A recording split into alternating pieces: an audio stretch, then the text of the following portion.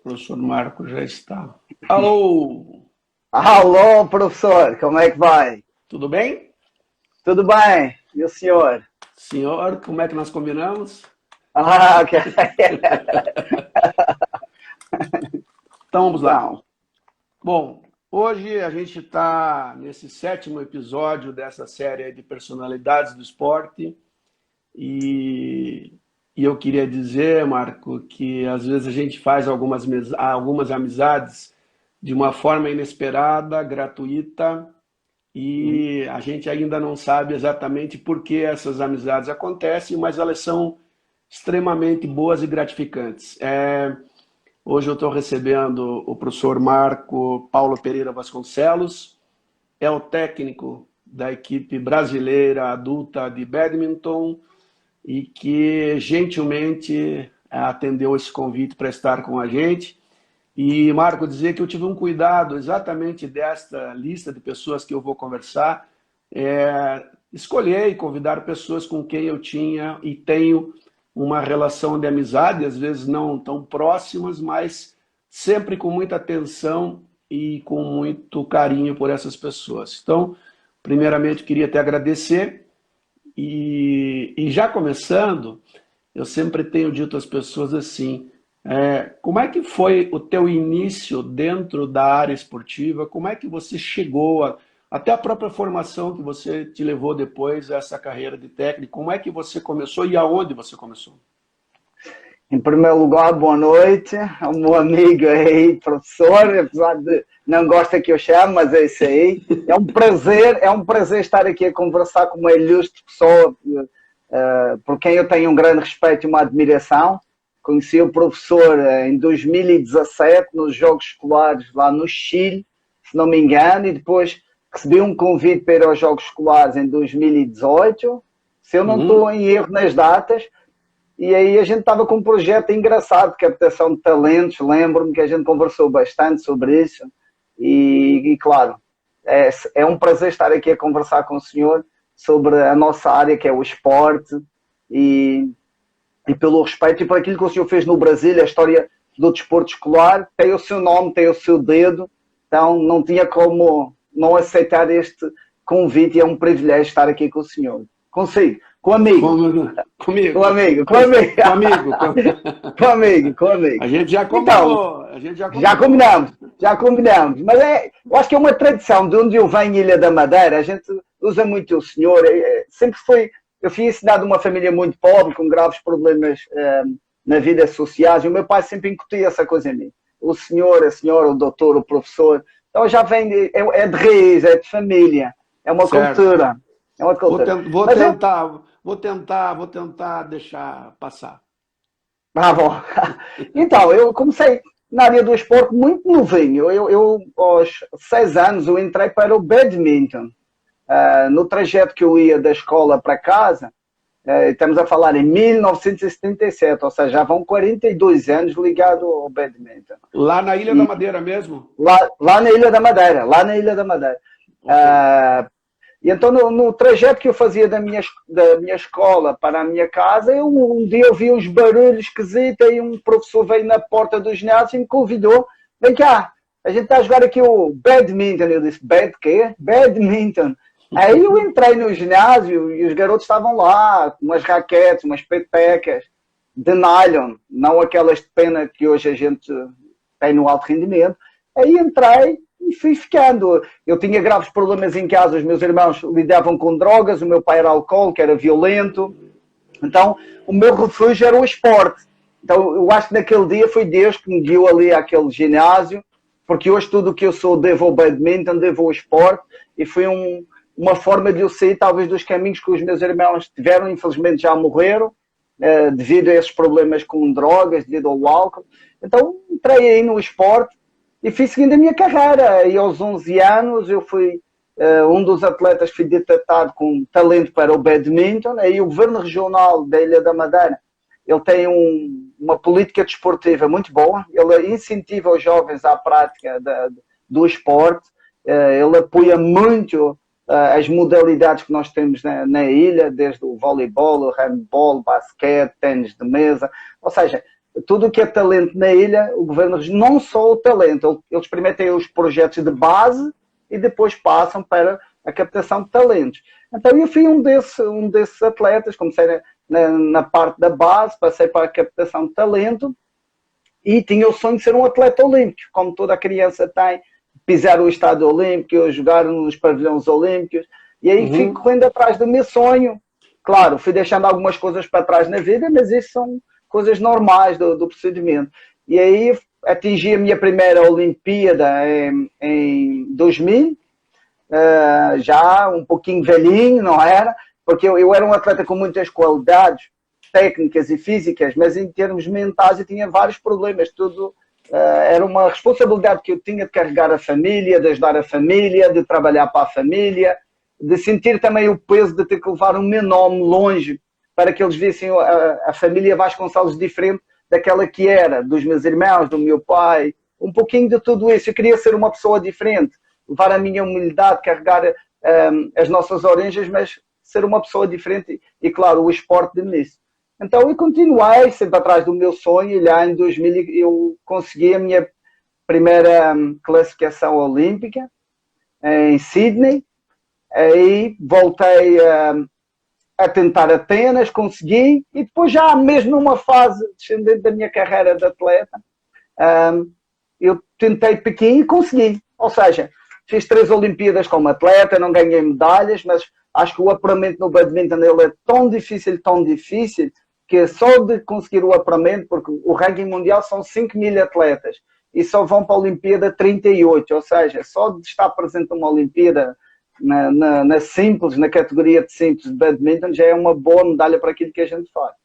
E no meio desse percurso de atleta, comecei a minha atividade de treinador. Em 1998, eu fiz o primeiro curso de nível 1.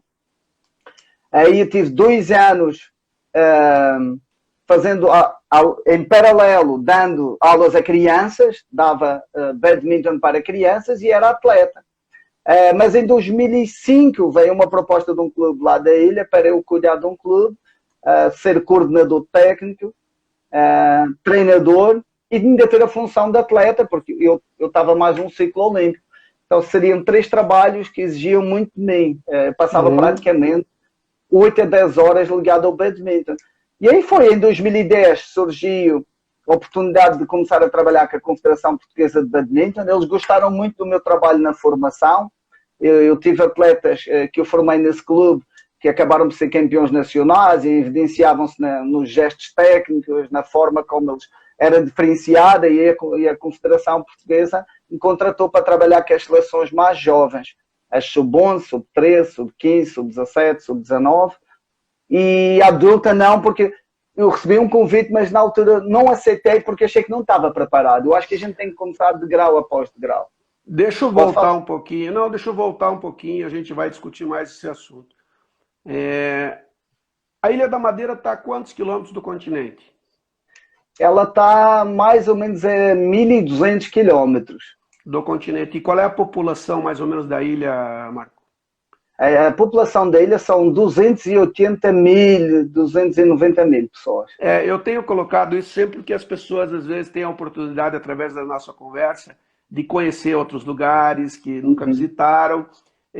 E a sua família ainda reside na Ilha da Madeira? Você tem família ainda lá? Claro, a minha família reside na Ilha da Madeira. Toda a minha origem é lá, os meus filhos estão lá. Ah, teus filhos estão lá? Eu vim sozinho para o Brasil. Estou aqui faz 8 anos sozinho. Os meus filhos estão lá na ilha, todos os meus irmãos, todos os meus sobrinhos. Quantos irmãos são?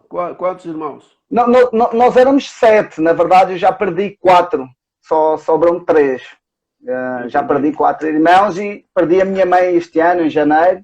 Então tem sido tudo seguido. Desde que eu estou no Brasil, eu já perdi 3 familiares. Fui 2 irmãos e a minha mãe. E aí me diga uma coisa, voltando à história. Você tem uma oportunidade. Você lembra do nome do professor, o primeiro professor? Não lembra mais. Claro que eu lembro. O meu professor Virgílio. Não posso esquecer. Professor Virgílio.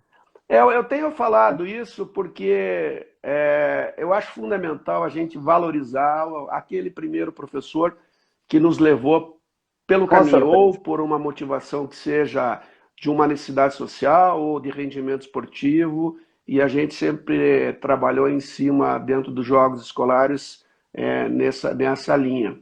Então, você, 3 Jogos Olímpicos, num país que teoricamente não é uma das potências no badminton mundial, né? Porque a gente tem Uhum. a Ásia, talvez a Ásia como as grandes forças Referência.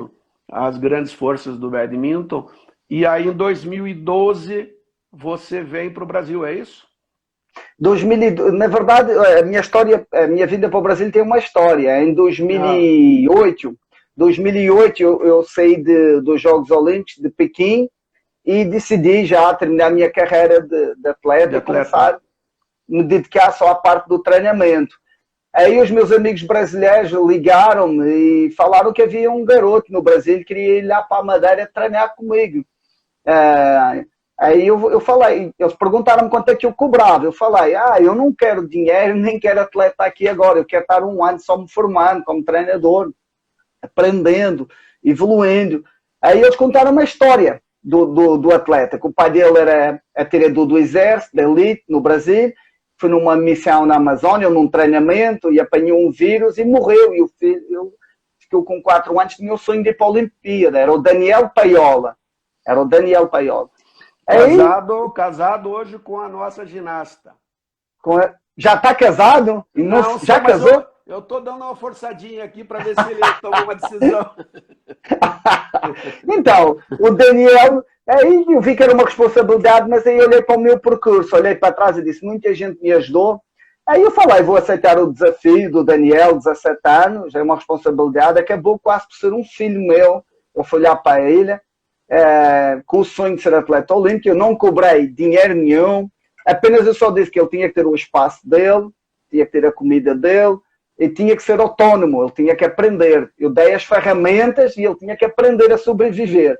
Ok. E então o Daniel foi para a Madeira, teve um ano, consegui bons resultados, teve excelentes resultados nesse ano que teve comigo, grandes transformações que fizemos no Daniel, e em 2012 surgiu uma oportunidade de uma experiência no Brasil de 40 dias. O presidente Ferraz, mais o nosso coordenador, o nosso superintendente, o Sr. Beto Santini, me ligaram, fizeram-me um convite de 40 dias e eu vim em 2012.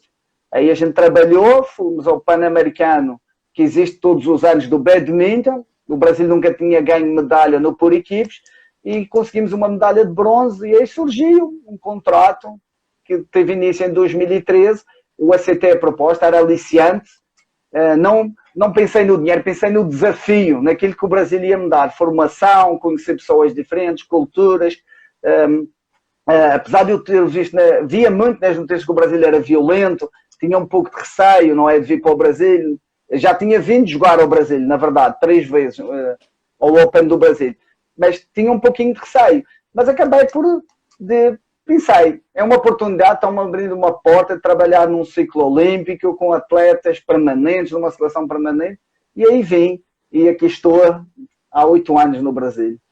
Agora, Marco, depois que você veio, e lógico, tem muito trabalho da própria confederação, e eu conversei com o Ferraz na sexta-feira passada, falavam sobre isso, tivemos juntos em outros eventos, tivemos juntos em outras competições também. Depois da tua vinda, a gente acaba, nesse ano de 2020, tendo já um centro de treinamento que está instalado em Teresina. Você hoje está onde? Hoje, você está em Hoje, Teresina? nós, na verdade, hoje temos 2 centros de treinamento. Temos um em Teresina, que é um está aqui junior, e temos um centro de treinamento em Americana, que é onde eu estou, com a equipa adulta. Ok. É onde eu estou hoje. Então a gente passa, nesse período de tempo, a ter 2 centros de treinamentos. A gente passou, neste período, a conquistar a nossa primeira medalha olímpica, que foi nos Jogos Olímpicos da Juventude de Buenos Aires, né? Isso. Uhum. E a gente teve uma evolução. E uma coisa que ficou constatada nos Jogos até do Rio de Janeiro é que a grande maioria das medalhas que nós tivemos nos Jogos Olímpicos foram conquistadas por modalidades que tinham técnicos estrangeiros, com algumas, evidente, algumas exceções. O que você atribui, na tua visão, o diferencial que o técnico estrangeiro traz para o país?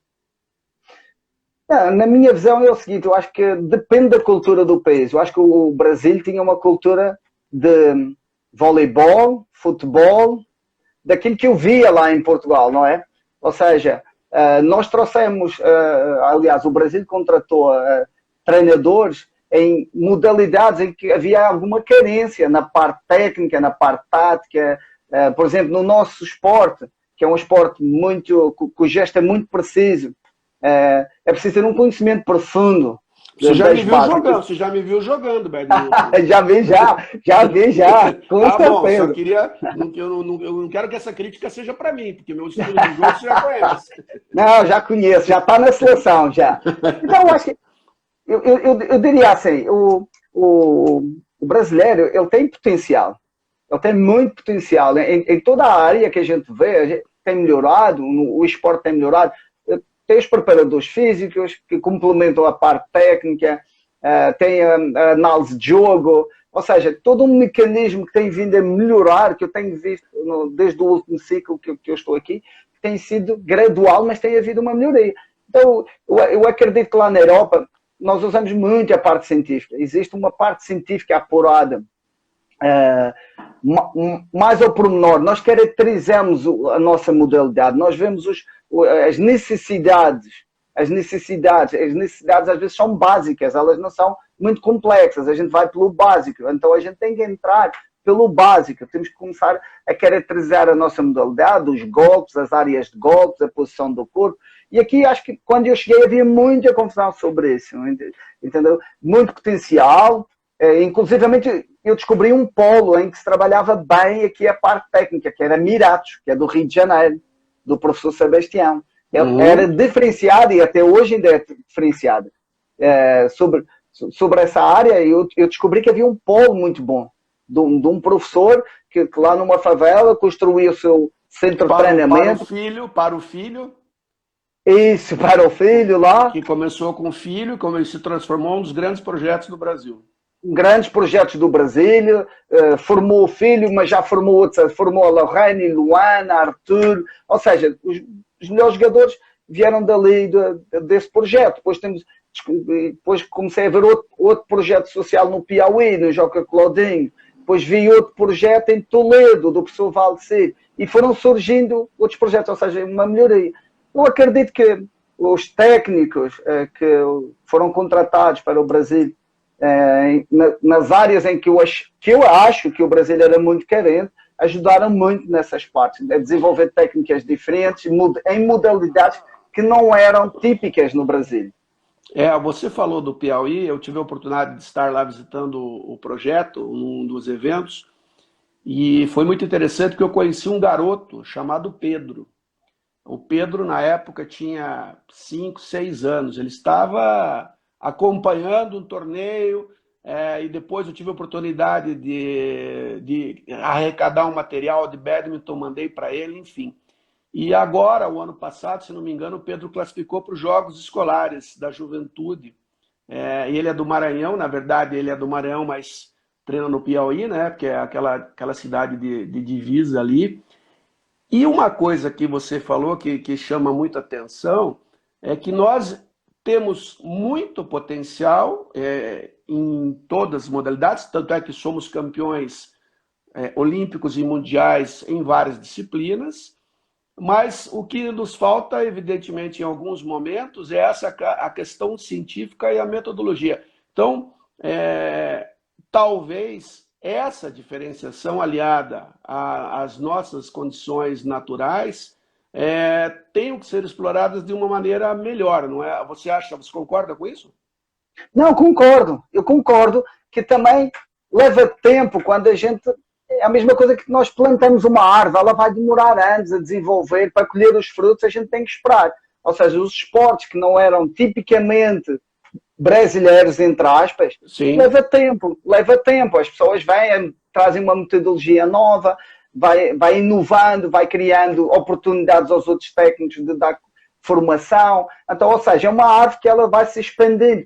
E não é de um dia para o outro que se consegue um campeão mundial, por exemplo, no badminton, ou um campeão olímpico. Mas acredito por aquilo que eu vejo no Brasil, os atletas têm genética para o badminton. Então, a gente consegue detectar, assim, numa clínica que a gente possa fazer, como eu lembro-me até no desporto escolar, eu identifiquei jovens que eu nunca tinha visto na minha vida com características boas para o badminton. E estavam ali talentos que nunca passaram pela seleção, inclusive. Então, acaba por ser referências que nós acreditamos que sejam importantes para também chegar lá nas medalhas. E leva tempo, leva tempo. O badminton não era um esporte conhecido no Brasil. Hoje é conhecido, está mais desenvolvido, tem tido resultado, medalha de ouro nos Jogos Pan-Americanos através do Igor. Conseguimos mais 3 ou 4 medalhas de bronze com garotos novos que estão na seleção agora. Têm 1 ano de seleção, não têm mais do que 1 ano, estão trabalhando há 1 ano, então é preciso dar tempo. São jovens que daqui a 4, 8 anos podem estar a lutar por medalhas nos Jogos Pan-Americanos. Eu digo, quando eu falo lutar, não é no bronze, lutar mesmo pelo ouro. E claro, chegar numa Olimpíada e disputar, porque não disputar uma medalha na Olimpíada? Marco, indiscutivelmente em 2016, com os Jogos no Rio, não só badminton, mas várias modalidades tiveram a oportunidade de serem conhecidas pelo público brasileiro, porque não são modalidades de televisão, não são modalidades que estão dentro, como você disse, dentro da cultura brasileira. Para as pessoas que ainda não conhecem muito a modalidade, quais são as forças mundiais hoje? Como é que Portugal está neste ranking mundial? E a nossa situação hoje do Brasil em relação ao nosso continente pan-americano? Você poderia nos situar nesses 3 universos para a gente entender se a gente está muito distante, está perto ou falta? E realmente, concordo com você, tempo, planejamento, metodologia, você não se faz um campeão a curto prazo, mas como é que nós hoje estaríamos nesse cenário? Hoje, a referência hoje no badminton são os países asiáticos. Estamos a falar da China, Coreia, Indonésia, Malásia, Tailândia, Singapura, tudo o que é país asiático daquela área. Eles dominam o badminton. Claro que a Europa, ela se aproximou muito. A Europa se aproximou muito à Ásia. Hoje já vemos atletas europeus, dinamarqueses, a ganhar torneios a gente pode chamar dos Grand Slam, que são a super série do badminton.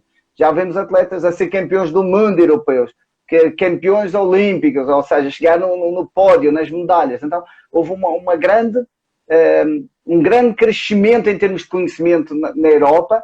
E a parte científica, a Dinamarca, ela usa muito a parte científica, a parte de ver ao pormenor o gesto técnico, as falhas, onde é que tem que colocar a peteca naquele adversário, ou seja, tudo ali é um trabalho bem ao pormenor. Em relação ao Brasil, o Brasil, a gente já foi um país em que já foi subestimado, hoje não. Hoje eu posso dizer que o Brasil, ele é respeitado pelo Canadá, que é a potência máxima hoje da América, do continente, e o Canadá. Nós não estamos longe do Canadá, até porque os jogos que os nossos atletas têm, o Igor, que é uma exceção, não é? O Igor é o número 1 da América, o Igor não perde hoje para nenhum canadense, ele é o número 1 da América, ou seja, na simples nós estamos lá em cima, e depois temos as outras disciplinas em que nós, quando jogamos contra eles, por vezes temos quase o jogo na mão, a gente perde. E onde é que a gente perde? Nos pormenores. A gente perde porque eu já dito até que os nossos atletas, em termos mentais, eles são mais fracos que os canadenses. São mais fracos. A América do Sul tem esse problema. Eu detetei isso no badminton em geral, não só no Brasil. Mas hoje, em termos de ranking mundial, podia dizer que se calhar, sei lá, quando comecei o processo aqui no Brasil, nós jogávamos contra europeus e nós perdíamos muito fácil. Hoje os jogos são equilibrados. Ou seja, já demos um passo nesse aspecto. Hoje o Brasil já representa uma qualidade e uma excelência naquilo que foi feito durante este tempo todo. Então a gente já vai num campeonato, a gente já tem orgulho naquilo que a gente faz, mas ainda falta ultrapassar algumas situações, algumas barreiras. Mas em termos de distância para a Europa, claro, ainda temos uma distância grande. Em relação à Ásia, um pouco ainda maior. Mas em relação à América, nós não estamos tão longe de ser o primeiro país, não. E Portugal, que eu te perguntei, como é que está Portugal? E Portugal. Hoje é assim, Eu tenho tido muito contato com o técnico da seleção portuguesa, porque a gente somos grandes amigos, já tenho uma amizade já de 25 anos, a gente era atletas na altura, mas eu não estou por dentro 100% do que está a ser feito lá. Sei que Portugal tem um centro de treinamento de excelência, o centro de treinamento é nas Caldas da Rainha, é só de badminton, não tem uma seleção permanente, adulta, tem algumas crianças que estão lá frequentando o centro de treinamento neste momento, acabam por estudar e treinar no centro de treinamento, mas acho que tem um custo, são os pais que pagam alguma verba, não sei quanto que é, mas não tem uma seleção adulta que, no meu ver, devia de investir, porque a infraestrutura é grande. Tem 2 atletas que estão tentando a qualificação olímpica, que é o Bernardo Atilhano e o Duarte Nunes, mas são 2 atletas, no meu ver, que ainda são jovens, é o primeiro ciclo, estão a ter uma experiência muito boa em termos de campeonatos. Acredito que o ciclo deles será para 2024. 24 em Paris. 2020. Isso. E dentro desse processo que você falou de classificação olímpica, como é que acontece a nossa classificação? Ela já aconteceu, ela vai acontecer para, no caso, Tóquio. Como é que está esse processo? Não, o processo está complicado, na verdade. O que é que aconteceu? Esta pandemia parou tudo. Os nossos campeonatos pararam este ano em fevereiro. A última competição nossa foi em fevereiro. A partir daí ficou tudo congelado. Rankings olímpicos, rankings mundiais, todas as competições. E está previsto o regresso agora em setembro. O que é a BWF, que é a Federação Mundial, a Confederação Mundial, fez? Os torneios vão começar em setembro. De setembro a dezembro, os campeonatos que nós participarmos, eles vão ser apenas para o ranking mundial. E fizeram uma nova qualificação olímpica, porque faltava 3 meses praticamente para acabar este ano a qualificação olímpica, de janeiro a abril de 2021. Ou seja, nós vamos ter ainda que fazer mais 3 meses de ciclo olímpico no próximo ano. Hoje, realmente teríamos, se terminasse hoje, teríamos a Fabiana Silva na simples feminina e o Igor Coelho na simples masculina apurados. E teríamos uma chance de ter a nossa dupla mista, porque existe uma regra na América que cada país só pode classificar 3 disciplinas, não pelo ranking, mas sim pelo continente. Hoje o Canadá ele tem 3 disciplinas, dupla feminina, a dupla mista e a dupla masculina, pelo continente e não pelo ranking. Eles só podem levar 2, eles vão optar por deixar uma disciplina de fora. E o nosso objetivo é ficar em segundo lugar nessas disciplinas para tentar ser apurado dessa forma. Porque chegar a número 1 é muito difícil, porque nós começamos o nosso ciclo mais tarde.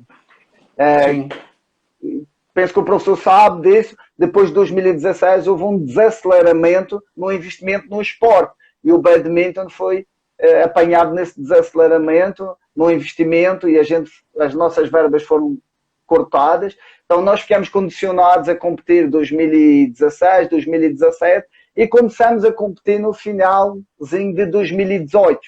Então iniciamos o ciclo já tarde e os canadenses iniciaram logo em 2016, já fazendo campeonatos, já preparando o ciclo deles.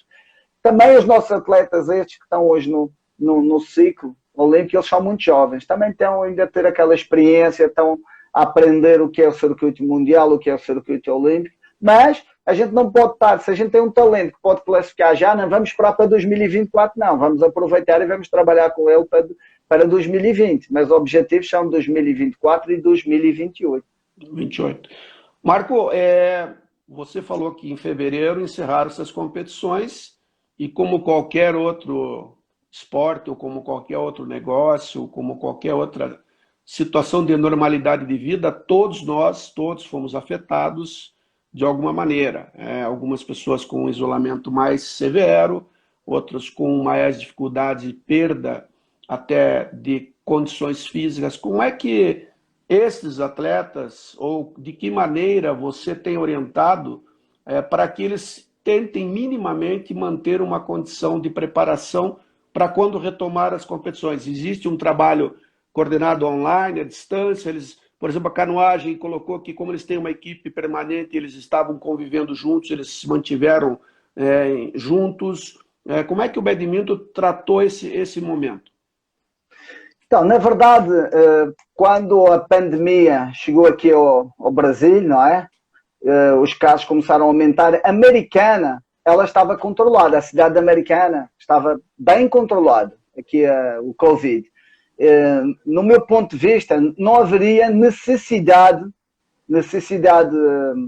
nessa altura dos atletas terem ido para casa ainda, mas de qualquer maneira nós tínhamos dois planos, o plano de prevenção e o plano de emergência.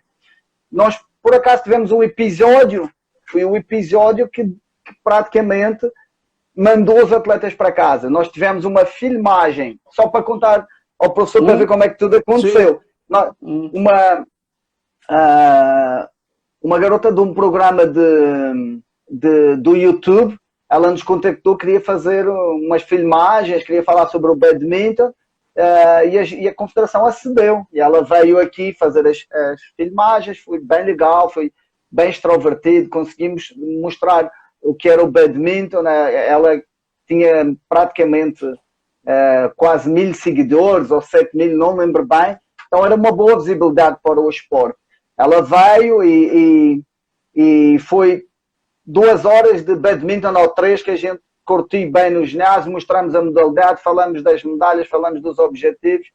Aí ela foi embora, isto foi numa quarta-feira, numa sexta-feira ela publicou que talvez estivesse com o Covid. E aí gerou pânico, porque os atletas começaram a seguir a pessoa em questão no Instagram, no Facebook, e começaram a ver aquilo e entraram, claro, em stress, porque estiveram em contato com ela. E, claro, eu contactei a Confederação e a gente, de imediato, iniciou o nosso protocolo de emergência, que foi mandar os atletas todos para o hospital e fazer exames. Claro, é uma rotina normal, uma equipa nacional, uma equipa que está num centro de treinamento. Foi toda a gente para o hospital, inclusive eu também fui. E um atleta, inadvertidamente, num ato de criança, a gente pode falar assim, publicou algumas coisas no Instagram, que estava na cama do hospital e que ia cair o mundo em cima, e afinal não tinha nada, e gerou uma confusão enorme, jornalistas de um lado, jornalistas do outro, uma má preparação do atleta na hora que publicou coisa errada quando não devia, e gerou uma confusão. E então a gente decidiu que os nossos atletas tinham que voltar às suas casas, e aí quando a pandemia melhorasse, eles voltavam. Então cada um foi para as suas casas, a gente montou um cronograma de preparação, começamos a entender como é que íamos fazer, porque era uma coisa nova para nós técnicos, era uma coisa nova. Eu comecei a falar com os outros técnicos nos outros países e comecei a ver uma realidade do Brasil e uma realidade da Europa, da Ásia, dos meus amigos com quem eu tenho conhecimento. Por exemplo, o espaço físico dos nossos atletas era completamente diferente dos europeus. Tinha europeus que tinham jardim, tinham em casa mais um quarto que podiam fazer exercício, e os nossos, alguns só tinham um espacinho mal se podiam movimentar. Então estava-me condicionando o meu trabalho físico. Condicionou muito o meu trabalho físico. Não tinha espaço para correr na rua, porque se isso na rua era no bairro complicado, onde tinham não sei o quê. Então foi uma realidade completamente que teve que ser reajustada a um plano emergencial nosso, e tentámos, através do WhatsApp, conversar com os atletas, passar muita informação para eles, e numa altura em que eles não têm grandes espaço para se movimentar, a parte cardíaca, com certeza, ela sofre muito. Então não tinha como enviar um cronograma de trabalho com grandes cargas em casa, com grandes volumes, sem controle. Nós tínhamos que ter uma margem de segurança em termos cardiovasculares para que eles não me dessem um treco, assim se pode falar, em casa. Então, dentro do espaço que eles tinham, a gente tentou realmente montar um esquema de treinamento para que eles, dos 100% que estavam bem naquela altura, pelo menos ficassem 20%. A gente nem pedia 70% nem 80%, 20%. Na parte técnica, o badminton é um gesto muito preciso, como eu já falei, é uma modalidade com gesto muito, muito apurado. A gente tem que ter atenção em todas as empunhaduras, a colocação do dedo. Eu mandei alguns exercícios, mas aí quando eles todas as semanas têm que fazer um relatório, enviando vídeos, enviando aquilo que foi feito. E quando eu comecei a olhar para esses vídeos, eu vi que ia ter um trabalho difícil quando eles voltassem, porque De já correção. havia de correção, de muito trabalho de correção, e depois eles não entendiam o que a gente passava, na hora que estavam fazendo um vídeo era mais fotogénico, era mais, quer dizer, já não era a realidade da quadra, e eu entendo isso, não posso censurar, não posso criticar. Quantos atletas, essa seleção, Marco, essa seleção permanente, quantos atletas são que você tinha americana? Neste momento, a gente iniciamos em janeiro com 14 atletas. Preparamos que nós tivemos um campeonato em Salvador, a partir daí a gente ficou só com 7 atletas, que eram aqueles que estavam no ciclo olímpico. Concentramos só nesses 7 atletas. Mas o meu sonho é ter no centro de treinamento 20 atletas e ter mais 2 técnicos. Esse era o meu sonho. Tá. Marcos, você tocou num ponto aí que é, quer dizer, alguns pontos, e a gente está chegando quase no horário que a gente estabeleceu de 40, 45 minutos, que você cobra por minuto, então eu estou meio desprovido de dinheiro, eu vou ter que cortar. É o seguinte, você pela sua origem de uma questão social, família, uma questão muito clara que você viveu na tua cidade, o perfil que hoje a gente tem do atleta brasileiro de badminton, pelo que você relatou, muitos deles, ou a maioria deles, de origem simples e de áreas de vulnerabilidade, de áreas de difícil situação social. A gente viu isso porque os projetos que você citou e o próprio projeto do Piauí, e o Piauí se tornou referência no mundo brasileiro, no mundo esportivo do Brasil, exatamente pelo fato de que ele teve esse apoio nos projetos sociais. Eu tenho aqui, ó, só para você saber, ó, para dizer que não é mentira minha, eu tenho uma foto do badminton aqui na minha cabeceira, quando eu fui agraciado, e isso foi o projeto de 2013, quando a gente fez o Prêmio Brasil Olímpico, ele foi ao badminton do Piauí como reconhecimento. Indiscutivelmente, Marco, e agora vou puxar para o meu lado um pouquinho, nós tivemos a oportunidade de trabalhar muito pela inclusão do badminton nos jogos escolares. E pelo tudo que a gente está dizendo, e eu sempre tive um carinho, eu sempre fui recebido com muito carinho pelas pessoas do badminton, e um reconhecimento por isso. E eu vi uma mudança dentro da cultura do badminton, porque você colocou alguma coisa que você lá nos jogos pôde ver crianças que normalmente não têm disputa de federação ou confederação, porque elas estão em cidades ou escolas, lugares que não são federados ou não. Você entende, e eu vi as estatísticas agora de Buenos Aires, dos 50 e poucos atletas de modalidades que estão nos jogos escolares, 31 tinham ido aos Jogos Escolares, 31 atletas em Buenos Aires. Você vê os Jogos, ou viu os Jogos, como um dos fatores decisivos nessa mudança na cultura do badminton dentro do Brasil? Pode ser sincero, não precisa me agradar, eu só quero que você dê a tua... Não. Eu acho, quando fui aos Jogos Escolares, me surpreendeu, eu fiquei muito surpreso pela qualidade dos atletas, pela forma como o badminton estava nos Jogos Escolares. E foi uma aposta ganha do professor. Eu posso lhe dizer que o número de atletas cresceu no Brasil. Porque os Jogos Escolares, eles são fundamentais para o esporte do Brasil. Eu nunca tinha estado nos Jogos Escolares e quando cheguei ali eu fiquei... eu cheguei num lugar maravilhoso. É como se eu tivesse pisado o Estádio Olímpico de Sydney. Quando eu cheguei pela primeira vez, eu olhei e disse, não acredito que eles fazem estes jogos no Brasil. E com certeza, esses jogos são importantes para qualquer esporte, não só para o badminton. E nós tivemos muita sorte que o senhor colocou lá, que o professor colocou lá o badminton. Não, mas eu acho que era merecedor o badminton estar lá, no meu ponto de vista, porque estava crescendo, mas ajudou a modalidade a crescer. Teve outra visibilidade nos jogos escolares. E claro, alguns atletas passaram, o Fabrício e a Jacqueline, que tiveram nos Jogos de Buenos Aires, eles tiveram nos Jogos Escolares. Lorraine, Luana tiveram nos Jogos Escolares. Então, todos esses atletas passaram pelos Jogos Escolares. Muito importante, sem dúvida, muito importante. O Ricardo Pina está mandando um abraço para você aqui, nosso Ah, presidente. um abraço. Um abraço aí para você, presidente.